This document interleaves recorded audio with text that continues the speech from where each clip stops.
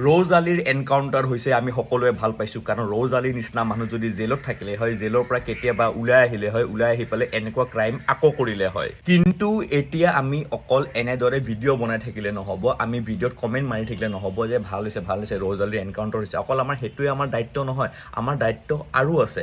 আমি কিছুমান কাম এতিয়া হাতে কামে লাগিব, কাৰণ যেতিয়া আমাক কোনোবাই কয় যে মুছলিম ক্ৰিমিনেল বেছি, সদায় ৰহমান আলীয়ে ক্ৰিমিনেল ওলায়, তেতিয়া আমাৰ কিন্তু খং উঠি যায়। কিন্তু আমি খং কৰিব নালাগে, আমি এইটো ভাবিব লাগে, আমি এইটোৰ ওপৰত ফ'কাছ কৰিব লাগে যে আমি মুছলিম ক্ৰিমিনেল কেনেদৰে ৰখাম।